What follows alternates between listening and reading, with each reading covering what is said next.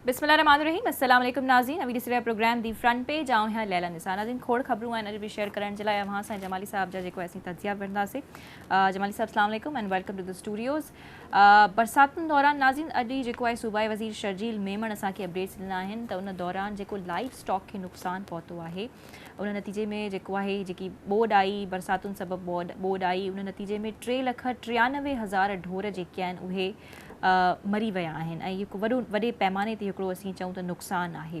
उन खां अलावा PM हाउस जी असीं जेकॾहिं ॻाल्हि कयूं प्राइम मिनिस्टर हाउस जी त उन ते सवाल जेको आहिनि उथी विया आहिनि। सवाल उहे छो थिया आहिनि डिटेल्स जेके आहिनि जमाली साहब बि असां सां शेयर कंदा पंहिंजो तजियो बि ॾींदा त PM हाउस जी सिक्योरिटी ते सवाल उथी विया आहिनि ऐं उहे सवाल इन जे करे उथिया आहिनि छो त 24 घंटनि में जेको आहे 2 ऑडियो लीक्स थियूं आहिनि। ऑडियो जेके आहिनि लीक थियूं आहिनि उहे छा बारे में आहिनि कंहिंजे बारे में आहिनि छो थियूं आहिनि छा सिस्टम जेको आहे वज़ीर आज़म हाउस जो सिक्योरिटी जे हवाले सां एतिरो वीक आहे जो कंहिं बि क़िस्म जी गुफ़्तगू जेकी आहे आसानी सां लीक थी सघे थी।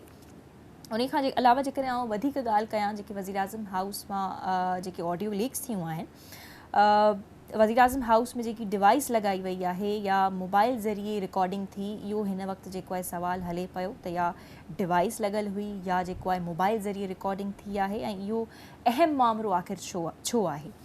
ऐं उन खां अलावा जेकी पोएं हफ़्ते में डेवलपमेंट थी प्रोग्रेस उहा इहा थी ऐं जेका ख़बर असांखे तव्हां सां शेयर बि करणु खपे। तव्हां जेको आहे मुख़्तलिफ़ न्यूज़ चैनल्स ते पंहिंजो पाण खे अपडेट बि यकीनन रखियो हूंदो त वज़ीर आज़म साहब जेको आहे यूनाइटेड नेशंस जे 77th इजलास सां वञी करे उन्हनि ख़िताब कयो जंहिंमें हुननि जो एजेंडा जेको आहे मोस्टली काफ़ी उन्हनि जो असीं जेकॾहिं सॼी स्पीच खे ॾिसूं त फोकस हो बोर्ड ते बि करे पियो वालारियल कश्मीर जे हवाले सां उन्हनि पॉइंट्स रेज़ कयूं ऐं ॿिया जेके मसइला इस्लामोफोबिया जे हवाले सां हुया उन्हनि खे बि उन्हनि उते वञी करे पॉइंट आउट कयो आहे। सो जमाली साहब स्टार्ट कयूं था ही जेको लाइव स्टॉक जे हवाले सां नुक़सानु थियो आहे अॼु जेको आहे सूबाई वज़ीर शर्जील मेमण असांखे ही अंग ख़र कुझु ॿुधाइनि त 3,93,000 ढोर मरी विया आहिनि त ढोर मरी वञणु लाइव स्टॉक ते हिकु वॾो ॿोॾि जे नतीजे में असरु पियो आहे त इहा तमामु केतिरी ख़तरनाक क़िस्म जी ख़बर आहे।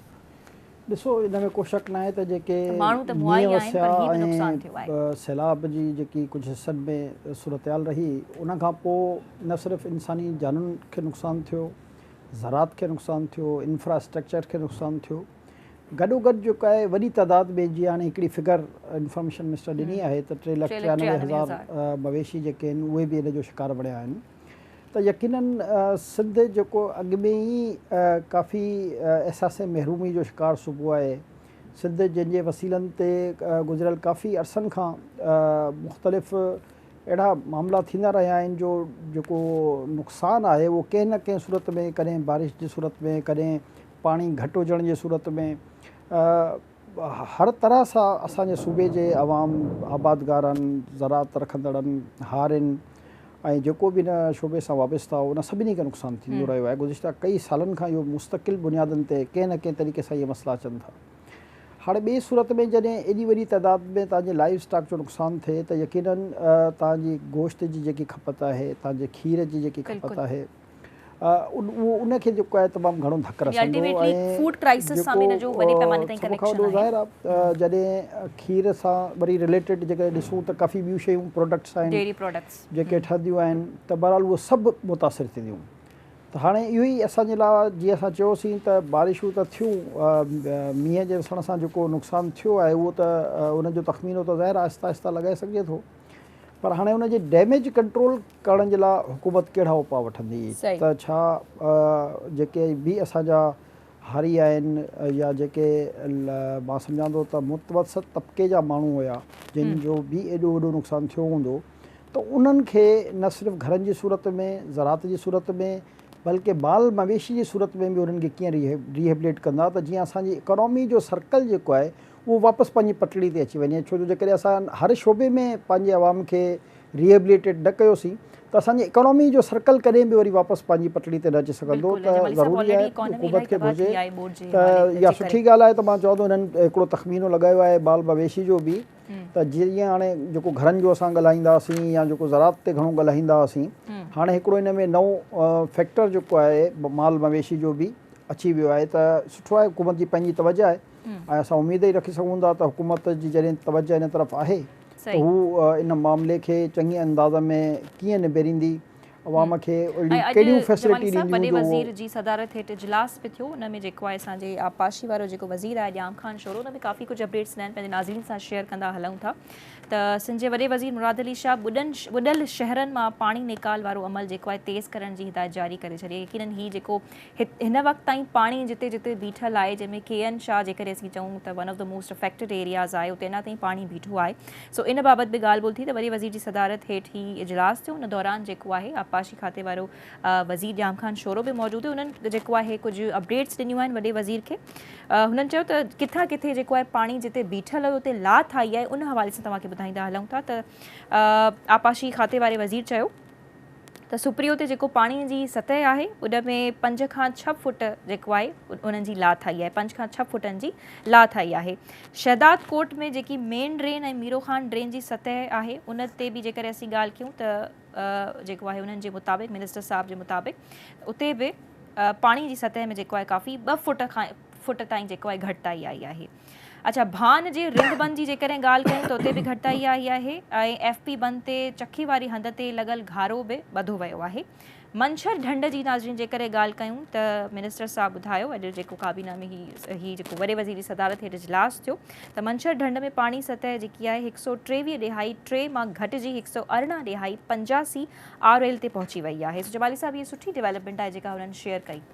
ॾिसो, हाणे पाणी लहणु शुरू थी पर वियो अगेन आहे हिकिड़ो ऐं जीअं मसलो तव्हां बरक़रार आहे ॿुधायो जिते KN शाह जो या ॿिया जेके हुन सां मुतलका इलाइक़ा आहिनि, यकीनन तमामु वॾी तइदाद में पाणी हुयो जॾहिं इहे मसइला क्रिएट थिया ऐं मींहं घणे वसण जे करे दरियाहनि जो लेवल बि मथे अची वियो। वरी KP ऐं बलूचिस्तान जो पाणी जेको आहे उहो असांजे सिंध जे दरियाहनि में ऐं मंछर में जेको आहे उन तमामु घणो वाध पैदा कई।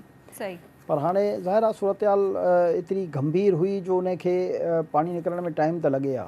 त मां सम्झां थो त हाणे इहो मरहलो शुरू थी वियो आहे ऐं ज़ाहिर आहे जिन इलाइक़नि में अञा पाणी न लथो आहे, पर आहिस्ता आहिस्ता इहो लाथ अचण खां पोइ इहो ई अगेन असां चवंदासीं त जॾहिं इहो सॼो नॉर्मलाइज़ थी वेंदो ऐं अञा जेको असांजो रफ आइडिया आहे त 15 ॾींहं खां महीनो अञा हिन में लॻंदो, त उन खां पोइ रिहेबिलिटेशन जो असुलु कमु शुरू थींदो। हुकूमत जो इम्तिहान पोइ शुरू थींदो। त तव्हां पंहिंजे आवाम खे एग्रीकल्चर में, घरनि में या लाइव स्टॉक जी मद में या जेके असांजा इंफ्रास्ट्रक्चर मुतासिर थी चुका आहिनि उन्हनि में कहिड़े कहिड़े अंदाज़ में रिहेबिलिटेट कयो था।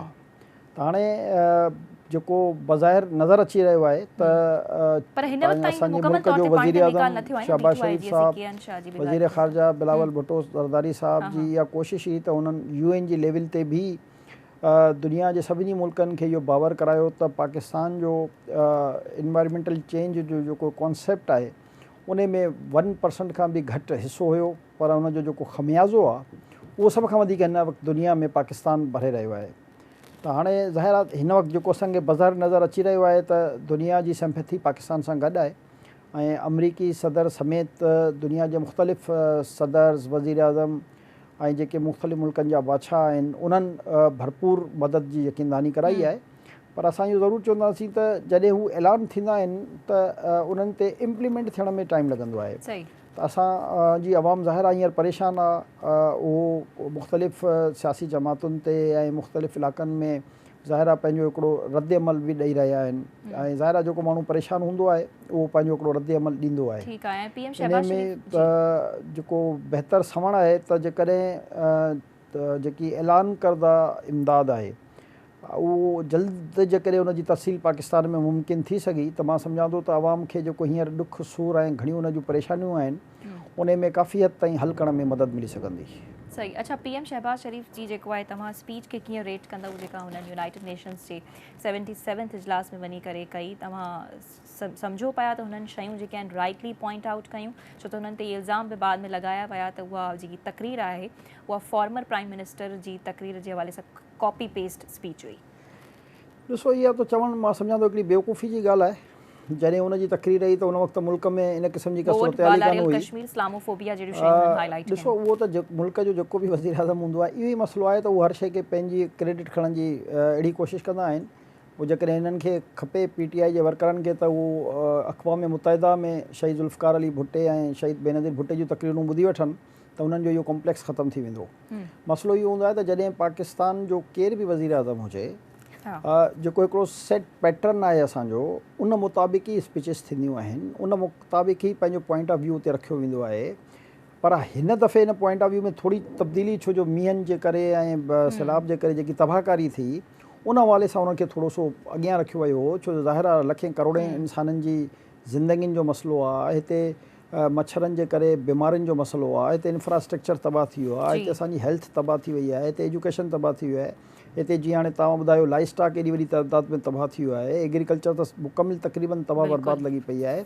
त इहे इशूज़ बि हुया जेके प्रायोरिटी वारा इशू हुया। बाक़ी जेके ॿिया इशूज़ आहिनि उहे माज़ी जे कई दहाइनि खां हलंदड़ आहिनि, चाहे उहो कश्मीर जो इशू हुजे, फ़लस्तीन जो इशू हुजे, इस्लामोफोबिया जो इशू हुजे, इहे हलंदड़ इशूज़ आहिनि। इन ते जेको बि मुल्क जो वज़ीर आज़म अॼु शहबाज़ शरीफ़ आहे, वरी सुभाणे जेकॾहिं को ॿियो बि ईंदो त उहे 3-4 इहे इशूज़ जेके आहिनि उहे कंटिन्यूटी में हलंदा रहंदा, उहा असांजे मुल्क जी हिकिड़ी पॉलिसी जे मुताबिक़ आहिनि। बाक़ी हरूभरू जेको आहे किथे इल्ज़ाम लॻाइणु, मां त सम्झां थो शहबाज़ शरीफ़ हिकिड़ी बेस्ट तक़रीर जेको आहे अक़वाम मुतहिदा मां कई ऐं बेस्ट अंदाज़ में हुन पाकिस्तान जे अवाम जो मुक़दमो जेको आहे उहो अक़वाम मुतहिदा में पेश कयो त जेकी बि ग्लोबल चेंज जे करे असां ते हिन वक़्तु इहो नुक़सानु असांजो थियो आहे त इन में असांजो कसूर कान्हे, बल्कि उन तरक़ी याफ़्ता मुल्कनि जो कसूर आहे जिन जी टेक्नोलॉजी जे इस्तेमाल जे करे जेको आहे उहो असांखे उनजो ख़मियाज़ो भुगतणो पियो आहे। त इहो दुनिया जो बि फ़र्ज़ु आहे त असांखे जेको आहे रिहेबिलिटेट करण में मदद करे, छो जो जॾहिं हुननि जी तरक़ी जो नुक़सानु तरक़ी पज़ीर मुल्कनि खे थी रहियो आहे त पोइ तरक़ी याफ़्ता मुल्कनि जो ई ज़िमेदारी आहे त उहो पंहिंजे उन जिन ते इहे मुसीबतूं उन्हनि जी टेक्नोलॉजी करे नाज़िल थी रहियूं आहिनि उन्हनि खे मुंहुं ॾियण लाइ असांजी हेल्प करे। उन मुंहिंजी पंहिंजी ज़ाती राय में त उन तक़रीर तमामु बेस्ट हुई। अच्छा, हू चवनि था त PM शहबाज़ शरीफ़ जी जेकी तक़रीर हुई हुननि इहो बि चयो त आलमी बिरादरी ऐं क़ौमी इदारनि जी कोशिश सां जेको आहे ॾुखे वक़्त मां असीं निकिरी ईंदासीं। त हिन वक़्तु आलमी बिरादरी जी असांखे सख़्त खां सख़्तु ज़रूरत आहे हिन ॿोॾ जी सूरत हाल सां, ॿोॾ जी सूरत हाल खे मुंहुं ॾियण जे लाइ। ऐं फॉरेन मिनिस्टर साहिबु हिते मौजूदु हुया, उन्हनि जी परफॉर्मेंस खे तव्हां कीअं रेट कंदव? ॾिसो, मां सम्झां थो त वज़ीर आज़म या वज़ीर ख़ारजा ॿिन्ही जेको आहे पाकिस्तान जे नुमाइंदगी कंदे हिकु बहितर मौक़ुफ़ पेश करे छॾियो ऐं उनजो ई नतीजो हो त अमरीकी सदर जो बाइडन जेको आहे पाण सॼी दुनिया खे अपील कई। हिकिड़ो वज़ीर आज़म अहिड़ो बि हो जेको चए पियो त मां 3.5 साल खां इंतज़ारु पियो कयां त मूं वटि अमरीकी सदर जो फ़ोन न पियो अचे। ऐं हिकिड़ो तव्हांजे मुल्क जो वज़ीर आज़म ऐं वज़ीर ख़ारजा अहिड़ो बि आहे जेके जॾहिं वञनि था त उते उन्हनि खे वेलकम जेको आहे ॾिनो पियो वञे ऐं सदर अमेरिकी सदर या फ्रांस जो सदर या मुख़्तलिफ़ डिफरेंट कंट्रीज़ जा, चाहे टर्की जो हुजे, चाहे UK जो हुजे या केर बि हुजनि, बहरहाल जेको हिकिड़ो प्रोटोकॉल हूंदो आहे, हिकिड़ो तरीक़ेकार हूंदो आहे, उन मुताबिक़ जेको आहे उन्हनि खे रिस्पेक्ट बि ॾिनी वई। फॉरेन मिनिस्टर त इन मुलाक़ात खे आइस ब्रेकिंग करार ॾिनो। हाणे ॾिसो न त जॾहिं तव्हांजे हिकिड़े मुल्क जे अॻूणे PM अमेरिका जे ख़िलाफ़ु एतिरो कुझु ॻाल्हायो हुजे जंहिंजो हुन वटि को सबूत बि न हुजे ऐं हाणे जेको पाण उन एजेंडा तां वापसि मोटी रहियो आहे ऐं हाणे उनखे शायदि उहो विसरी वियो त हाणे जेको अमेरिका ते उन इल्ज़ाम लॻाया हुआ हाणे उनखे रियलाइज़ करे छॾियो त उहे इल्ज़ाम जेके आहिनि उन पब्लिक ओपिनियन जे लाइ हिकिड़ो नेरेटिव क्रिएट करण लाइ जेको आहे इहो सॼी नमूनेबाज़ी कई हुई। पर हाणे इहो ई आहे त ठीकु आहे, छो जो पाकिस्तान ज़ाहिर आहे त इन पोज़ीशन में न आहे जो अमेरिका या कंहिं बि तरक़ी याफ़्ता मुल्क जो उन सां को मुक़ाबिलो करे सघिजे। फ़िलहाल असांजो इहो ई तरीक़ेकार हुजणु घुरिजे त असांखे बराबरी जी बुनियाद ते, छो जो बहरहाल पाकिस्तान हिकु एटमी ताक़त आहे, पर असांखे नीड आहे इन्हनि मुल्कनि जी, असांखे हर मुल्क जी नीड आहे, असांजा तालुक हर मुल्क सां सुठा हुजणु घुरिजनि। असां त कॾहिं इहो बि न चवंदा आहियूं त तव्हां पड़ोसी मुल्कनि सां पंहिंजा तालुक ख़राबु कयो। डिग्निटी जी बुनियाद ते, वक़ार जे तरीक़े सां तालुक बराबरी पाड़ेसरी मुल्क सां बि हुजणु घुरिजे। जी, पर हिते परॾेही वज़ीर बिलावल भुट्टो ज़रदारी हिकु ॿी बि ॻाल्हि कई आहे त हू उन्हनि जेको आहे मुलाक़ात खे आइस ब्रेकिंग त करार ॾेई छॾियो आहे, पर जेकी इंपॉर्टेंट ॻाल्हि आहे त आसान शर्तनि ते कर्ज़ हासिल करण लाइ वॾनि मुल्कनि सां राब्तो कंदासीं। फॉरेन मिनिस्टर जो इहो स्टेटमेंट आहे ऐं बिलावल भुट्टो साहिबु जेको आहे ॿोड़ सूरत हाल बाबति चयो त आलमी बिरादरी खे हिकु थी मदद करणी पवंदी ऐं कर्ज़ अदा करे सघूं था, पर बहितर आहे त इहा रक़म ॿोड़ मुतासिरनि ते ख़र्च कयूं। ॾिसो, तव्हां हिकिड़ो हमेशह यादि रखो त इहो फ़ैसिलो सही रहंदो जेकॾहिं हीअ असीं कर्ज़ अदा करण वारी शइ जेको आहे ॿोड़ मुतासिरनि ते उहो बि मुल्क न हलंदो आहे। हमेशह मुल्क हलंदो आहे ट्रेड ते, कॾहिं बि को दुनिया जो मुल्क एड ते न हलंदो आहे। त हाणे बिलावल भुट्टो ज़रदारी इहा ॻाल्हि कई आहे, मां सम्झां थो त इहो प्रपोज़ल जेको आहे उहो बेस्ट टू बेस्ट आहे। त असां कंहिं दुनिया जे मुल्क खे इहो बि नथा चऊं त तव्हां असांखे कर्ज़ माफ़ु करे छॾियो। ज़ाहिर असां कर्ज़ वरिता आहिनि, कर्ज़ ई आहियूं, कर्ज़ वापसि कंदासीं। त उन मेरिट ते ऐं जेन्युइन ॻाल्हि कई। हाणे हू तरग़ीब ॾेई रहियो आहे त असां सॉफ्ट लोन जी सूरत में उहा कर्ज़ पंहिंजी क़ौम जे मुख़्तलिफ़ माण्हुनि खे बि ॼाण में जीअं कामयाबु थी वञूं त असांजी जेकी बिज़नेस आहे ट्रेड आहे उन में इज़ाफ़ो थिए ऐं जॾहिं असांजी ट्रेड में इज़ाफ़ो थींदो त यकीननि पोइ इहे कर्ज़ लाहिणु असांजे लाइ को एतिरो वॾो मसइलो कोन थींदो। असल त हूंदी आहे मैनेजमेंट, जेकॾहिं तव्हां बहितर मैनेजमेंट सां बहितर ट्रेड जे ज़रिए पंहिंजो बिज़नेस कंदा, कारोबार कंदा त यकीननि उन जा टैक्सिस बि घणा जमा थींदा ऐं प्रॉपर कमु हुजण जे सूरत में तव्हां वटि जेकी टैक्स कलेक्शन थींदी उन मां तव्हां पंहिंजा कर्ज़ बि आसानी लाहे सघो था। पर हिन मौजूदा सूरत हाल में हुन इहो चयो आहे त इहे कर्ज़ असां ॾेई त सघूं था, पर इन्हनि खे जेकॾहिं मुखर कयो वेंदो त इहे ई पैसा कन्वर्ट थी वेंदा जेके सिलाह मुतासिरीन जी बहाली जे लाइ। छो जो हिन वक़्तु असांजो सभ खां वॾो मसइलो इहो आहे त जेके इहे सिलाह मुतासिरीन आहिनि इन्हनि जी बहाली सभ खां वॾो चैलेंज आहे। 3 करोड़ खां मथे माण्हू मुतासिर थिया आहिनि। ठीकु आहे, पर छा हिन सां जमाली साहब इकोनॉमी डिस्टर्ब न थींदी जेकॾहिं असीं कर्ज़ न पिया अदा कयूं, उहा रक़म जेको आहे वञी करे असां ॿियनि मुतासिरनि ते ख़र्च कयूं था, त छा इहो हिकिड़ो एतिरी आसान ॻाल्हि हूंदी करण जी? न, तमामु सवली ॻाल्हि आहे, को मसइलो न। तव्हांखे यादि हूंदो कोविड में जेको आहे 2 साल इहे कर्ज़ डिले थी चुका आहिनि ऐं इन खां अॻु में माज़ी में बि थिया हूंदा, पर हिन वक़्तु छो जो कोविड में बि सूरत हाल न हुई जेकी अॼु सूरत हाल पैदा थी आहे। छो जो कोविड में बि यकीननि हिकिड़ी एहतियात जो सिलसिलो माण्हुनि जे तरफ़ां हली रहियो हुयो, उन में कुझु डेथ्स ज़रूरु थियूं, पर इकोनॉमी एतिरी वॾी डैमेज कान थी जेकी असांजी हिन मींहं में ऐं सैलाब जे करे मुतासिर थी आहे। असांजी एग्रीकल्चर, असांजी जेको आहे लाइव स्टॉक, असांजी एजुकेशन, असांजो इंफ्रास्ट्रक्चर, असांजा हेल्थ, मतिलबु हर फैक्टर जेको आहे हिन सां मुतासिर थी चुको आहे ऐं इन वरी सॼे इंफ्रास्ट्रक्चर खे ई रुगो ठाहिण में तव्हांखे वॾो टाइम बि लॻंदो ऐं ज़ाहिर आहे घणो पैसो बि ख़र्चु थींदो। त मां सम्झां थो बिलावल भुट्टो जी सजेशन बिल्कुलु आइन मुताबिक़ आहे त इहा जेकी किस्त जा पैसा, ज़ाहिर आहे पाकिस्तान हुकूमत पंहिंजो बंदोबस्तु करे रखियो आहे न, त असांखे किस्त अदा करणी आहे। तव्हांखे आलमी बिरादरी कोऑपरेट कंदी नज़र अचे पई हिन मामले ते? त हू त बार-बार चई रहिया आहिनि आलमी बिरादरी खे हिकु थी करे मदद करणी पवंदी, त ज़ाहिर आहे उन्हनि मां इहा ई मदद हू एक्सपेक्ट करे रहिया आहिनि। वक़्तु पाकिस्तान में इहे महसूसु थी रहियो आहे जेकी मौजूदा हुकूमत आहे त सॼी दुनिया सां इन्हनि जो हिकिड़ो कोऑर्डिनेशन आहे। यानी जीअं को कोऑर्डिनेशन PTI जे सरबराह इमरान ख़ान हिन दुनिया में असांजा रिलेशन्स ख़राबु कया, चाहे उहो UAE जी सतह ते हुया, सऊदी जी सतह ते आहे, अमेरिका जी सतह ते आहे, चाइना जी सतह ते आहे, दुनिया जे मुख़्तलिफ़ मुल्कनि सां जेके असां पंहिंजा तालुकात ख़राबु कया ऐं पंहिंजी जेकी ख़ारजा पॉलिसी जी नाअहली जे करे असांखे प्रॉब्लम्स क्रिएट थिया, त हिकदमि त ज़ाहिर आहे सभु कुझु ठीकु नथो थी सघे, त उन में ज़ाहिर आहे टाइम थो लॻे। पर हिन वक़्तु जेकॾहिं तव्हां सलामती कौंसिल जे इजलास जी मिसाल वठो त तव्हांखे सॼी दुनिया पाकिस्तान सां गॾु महसूसु थी रही त पाकिस्तान सां गॾु आहे।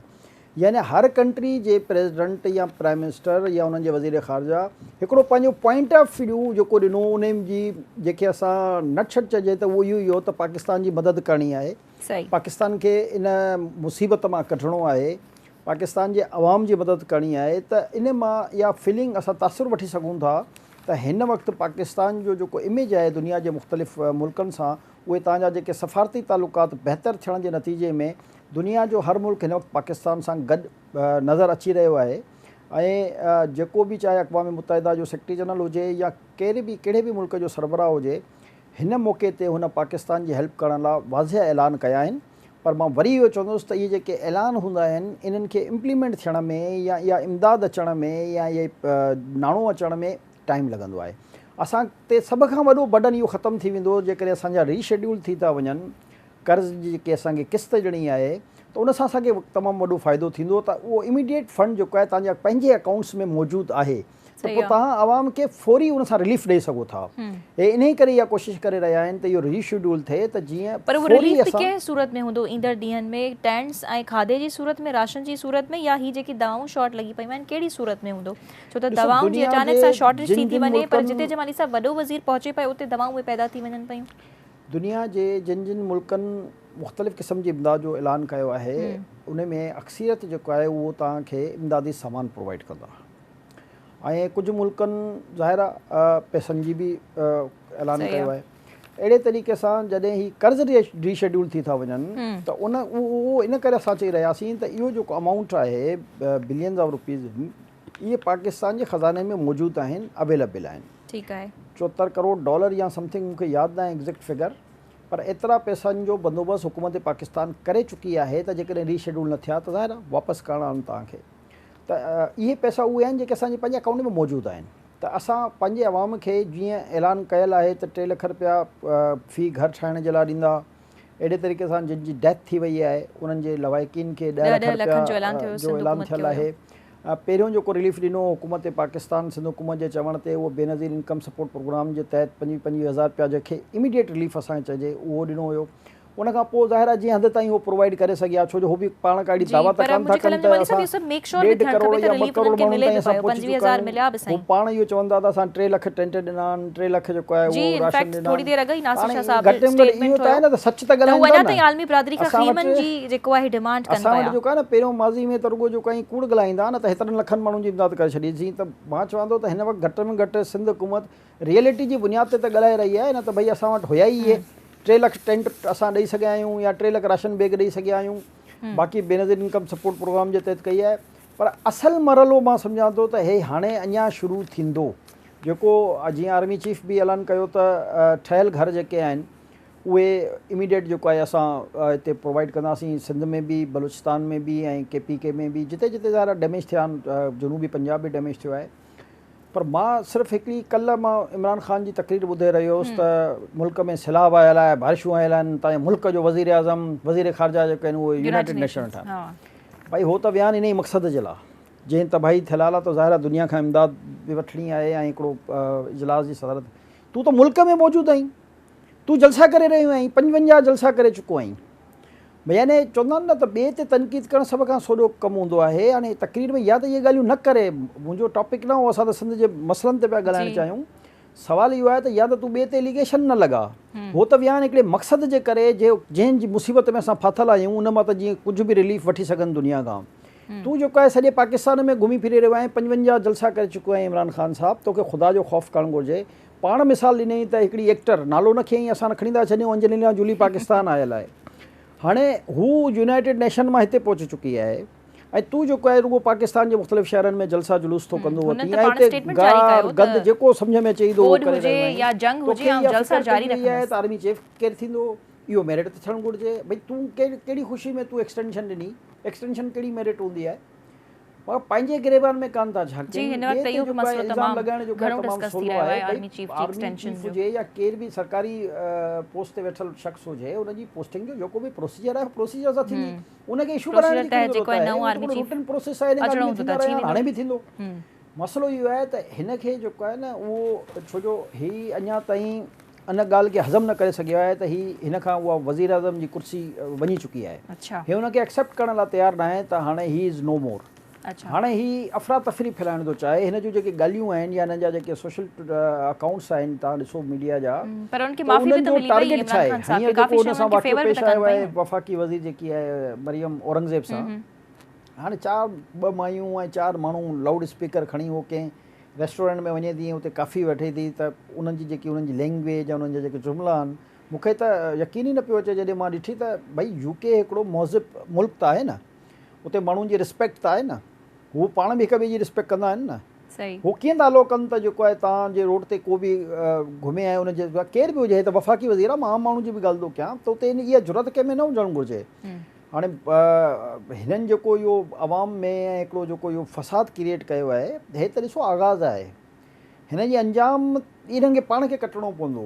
ॾिसो 1985 में जॾहिं अफ़गान वॉर लॻी ऐं पढ़ियल लिखियल तबिको असांजो दानिश्वर चवंदो त इन जो फ़सुलु असांजी ईंदड़ नस्ल कटींदी, त उन जो फ़सुलु असांजी ईंदड़ नस्ल कटियो, उहो मनशात जी सूरत में कटियो, उहो असले जी सूरत में कटियो, उहे हज़ारे लखे क़ुर्बानीनि जी सूरत में कटियो, पर अॼु ताईं उन जा रिपरकशन्स मौजूदु आहिनि। अहिड़े तरीक़े सां हे जेको माहौल ॾेई रहियो आहे मुल्क में, हीअ जेकी अफ़रा तफ़री फैलाए रहियो आहे, फ़साद फैलाए रहियो आहे, माण्हुनि खे यानी कि जेको कंहिंसां बदतमीज़ी थो करे उनखे ही इनकरेज थो करे। यानी लीडर जो कमु हूंदो आहे त जेकॾहिं कंहिंखां ग़लती कारकुन खां हेठि लेवल ते थी बि वेंदी आहे त उन्हनि खे शटअप कॉल ॾिबी आहे त बाबा नेक्स्ट टाइम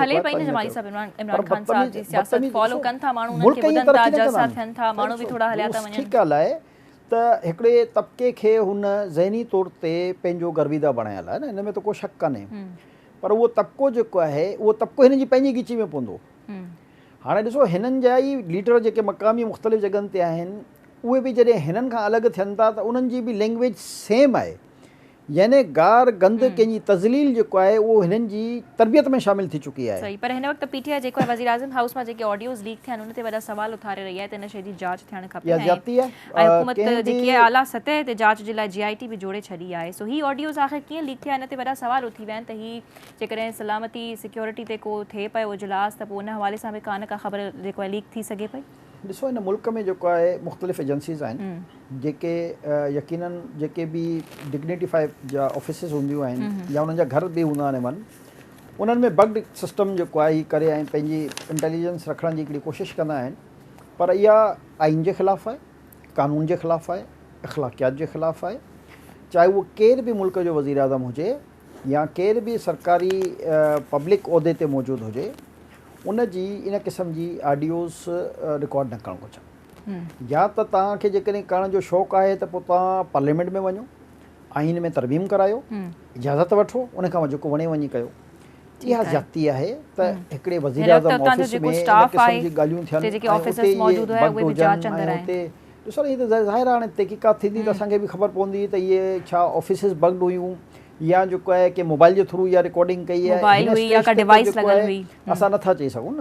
त उहो बहरहाल सुठी ॻाल्हि आहे, घटि में घटि हुकूमत पाकिस्तान हिन ते इन्वेस्टिगेशन जो हुकुम ॾिनो आहे। ऐं पर इन हवाले सां जेको आहे हुकूमत जो को रद्द-ए-अमल आयो आहे जमाली साहब? ॾिसो हुननि जे हिकिड़े वज़ीर मुंहिंजे ख़्याल में प्रेस कॉन्फ्रेंस करे चयो आहे पाण त असां हिन जी, बल्कि राना सनाउल्लाह जो बि आउं बयानु पियो ॾिसां त इन पूरे मामले जी असां तहक़ीक़ात कंदासीं। त वज़ीर आज़म हाउस राना सनाउल्लाह जो जेको मूं बयानु ॿुधो उन में त उन इहो चयो त हाणे अञा इहा ख़बर न आहे त इहा रिकॉर्डिंग वज़ीर आज़म हाउस जी आहे या आउटसाइड जी वज़ीर आज़म हाउस आहे, त हू उन पूरे मामले जी तहक़ीक़ात करे रहिया आहिनि।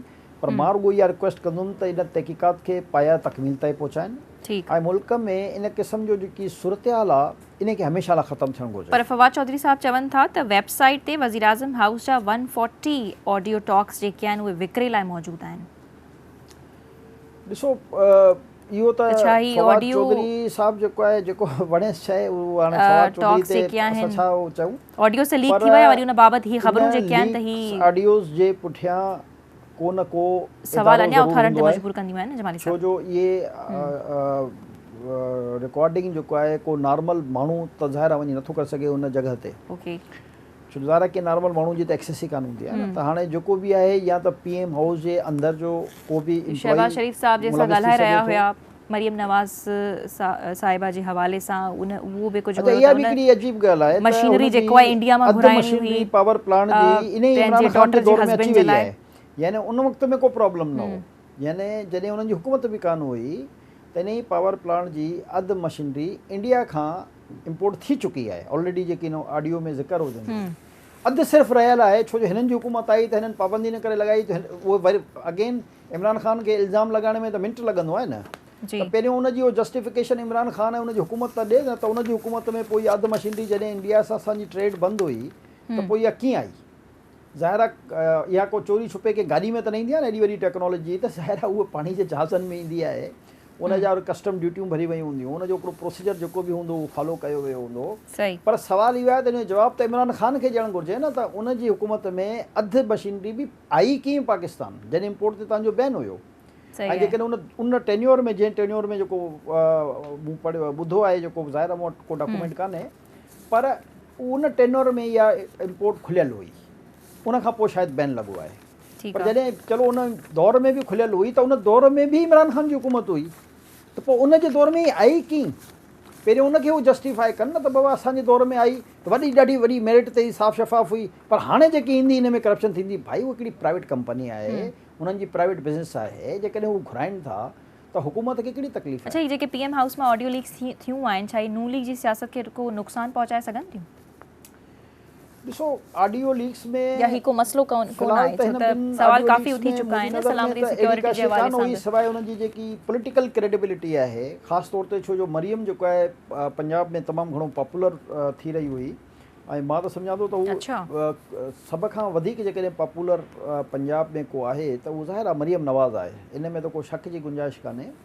त उनजी पॉपुलरिटी खे डैमेज करण जे लाइ इहो मां पंहिंजो हिकिड़ो अंदाज़ो लॻाए सघां थो त इन क़िस्म जी ऑडियो जेको आहे उहो मार्केट में आंदी वई आहे।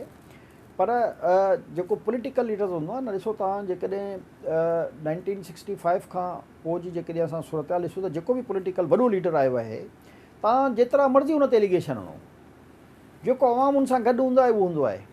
हाणे इमरान ख़ान जे मथां त मां सम्झां थो जेके पुराणा सियासतदान आहिनि इन सभिनी खां ख़तरनाक क़िस्म जा एलिगेशन आहिनि, मॉरली, इख़लाक़ी, करप्शन, काई शइ न आहे बचियल। पर माफ़ी मिली वञे पर हुनखे जेको आहे उन जेको बि हुनखे तबिको लाइक करे थो उहो उनजी उन तमामु बुराइनि सां गॾु उनखे लाइक करे थो। यानी हुनजी बुराई तव्हां जेतिरी बि कयो, जेतिरा बि एलिगेशन लॻायो, हो चए थो ही सभु कूड़ आहे। मतलब छा इन जो मतलब आहे त हुन में कुझु लीडरशिप क्वालिटीज़ आहिनि तॾहिं उहो तबिको उन्हनि खे पसंदि करे पियो जमाली साहब? लीडर क्वालिटी त आहे जो पीटीआई जो सरबराह थियो आहे, 20-25 साल जेको स्ट्रगल करे उनखे पतो आहे, इहो त असां ज़ाहिर नथा चई सघूं त लीडर क्वालिटी न आहे। लीडर क्वालिटी त आहे, पर मां जेको चवण जो मक़सदु हो त लीडर जो कमु इहो ई त हूंदो आहे त हू पंहिंजे वर्कर्स जी तरबियत सुठी करे। सही। इमरान साहब खे पंहिंजे वर्कर्स जी तबियत सही करणु घुरिजे त जंहिंजे बि बारे में ॾिसो इख़्तिलाफ़ राय सभिनी जो हक़ु आहे, आज़ादी इज़हार आज़ादी राय सभिनी जो हक़ु आहे, पर महज़ब तरीक़े सां हुजे, तव्हांजो पंहिंजो पॉइंट ऑफ व्यू अहिड़े अंदाज़ में हुजे जो कंहिंजी इंसल्ट कान थिए। ऐं इन लाइ शरई हुकुम बि आहे, हिकु त इहा असां इख़्लाक़ी ॻाल्हि था कयूं, पॉलिटिकली ॻाल्हि था कयूं न, इन जे लाइ शरई हुकुम बि आहे त तव्हां जेको आहे कंहिंजी तज़लील न कयो, यानी जंहिंसां ॻाल्हायो या का बि अहिड़ी का शइ हुजे त उहो अॻिले खे पंहिंजी तज़लील फील कान थिए। त मां बहरहाल इस्लामी पॉइंट ऑफ व्यू सां उनखे एतिरो वधीक नथो कोट करणु चाहियां, छो जो इहो टच ॼण इमरान ख़ान जो कमु आहे। असां हिकिड़ी जनरल ॻाल्हि था कयूं त अख़लाक़ी तौर ते ऐं सियासी तौर ते पंहिंजे मुखालफ़नि खे बर्दाश्त करण जो हौसलो हुजणु घुरिजे। बदतमीज़ी, बदतेज़ीबी असांजे मुआशिरे में अञा ख़राबियूं पैदा कंदी। असांजी कोशिशि इहा हुजणु घुरिजे त असां उन्हनि ख़राबियुनि खे रोकियूं, न की उन्हनि खे फ़रोग़ ॾियूं। जेकॾहिं किथे का ख़ामी कोताही आहे त तरीक़े सां तहज़ीब जे अंदरि रही करे उनखे पॉइंट आउट कयूं त उन ख़राबी खे बहितर करे सघे। अच्छा, नाणे वारो वज़ीर तब्दील थियण वञे पियो जमाली साहब, छो ऑल ऑफ सडन? ये त ख़ैर शुरू खां ई हुयूं ख़बरूं त जेको आहे इसाक़ डार साहब के इंटरेस्टेड आहिनि नाणे वारो वज़ीर थियण में, ऐं हाणे अचानक सां इहा ख़बर आई आहे त जेको आहे मिफ्ता इस्माइल साहब मुस्ताफ़ी थियण वञनि पिया। इहा ॻाल्हि ठीकु आहे, बिल्कुलु पहुची चुका आहिनि। इसाक़ डार जेको आहे उहो एफबीआर जे मामलनि जे हवाले सां बहरहाल हिकिड़ो एक्सपर्ट आहे।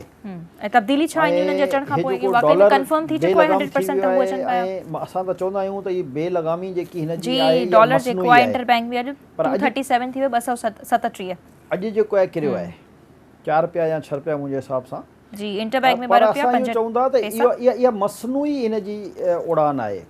जेकॾहिं ग्राउंड रियलिटी जी असां ॻाल्हि कयूं ऐं असां पंहिंजी इकोनॉमी खे हुन सां भेटियूं त उनजी क़ीमत वधि में वधि 170 खां 180 डॉलर हुजणु घुरिजे।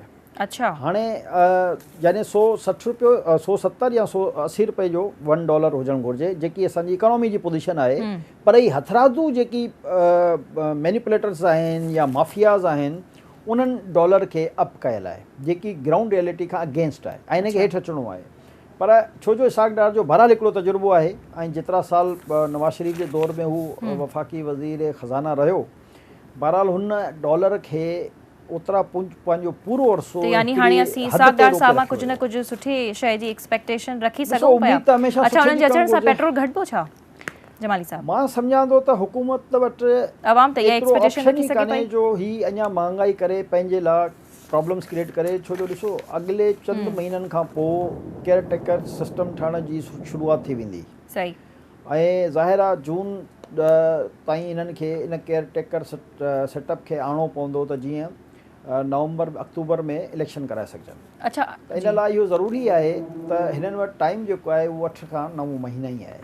हाणे इन 8 खां 9 महीननि में ॾिसणो पवंदो छा चमत्कार रिलीफ बि ॾियणो आहे, इहो डॉलर खे बि हेठि करिणो आहे, इहो पेट्रोल डीज़ल खे बि हेठि करिणो आहे, जेके खाइण पीअण जूं शयूं आहिनि इन्हनि जी बि क़ीमतुनि। त जमाली साहब, हीअ त उहा ॻाल्हि थी वई जॾहिं एग्ज़ाम खां हिकु राति अॻु में स्टूडेंट पंहिंजी एग्ज़ाम जी तयारी कंदो आहे त पूरो सिलेबस जेको आहे उहो वेही करे यादि कंदो आहे। त हीअ बि छा असांखे उहा शइ तव्हांखे नज़र न पई अचे? डॉलर खे बि हेठि कंदा, रिलीफ बि ॾींदा, मथां बोर्ड आयल आहे, पर करे वेंदा त क्वेश्चन एतिरो आसान आहे? ॾिसो, आसान त काई शइ न हूंदी आहे मुल्की सतह ते, पर उन लाइ जेके छो त महांगाई त हिननि खां कंट्रोल थी कोन सघी जमाली साहब। ॾिसो, असां पहिरियों बि चवंदासीं त जेसि ताणी बहितर तव्हां पॉलिसीज़ न ठाहींदा इन कंहिं बि शइ में इस्तेकाम न ईंदो। सही। ऐं हे जेकी इमरान ख़ान जी वावेला आहे उहा वावेला बि इन करे आहे जो हुनखे ख़बर आहे त जीअं हिन हुकूमत खे थोरो टाइम मिलंदो त पॉलिसीज़ में इस्तेकाम अची वेंदो, ऐं हू इन इस्तेकाम खे ई सबोताज़ करण जे लाइ रोज़ जी बुनियाद ते जलसा करे रहियो आहे त जीअं अनसर्टनिटी रहे, मुल्क में अफ़रा तफ़री रहे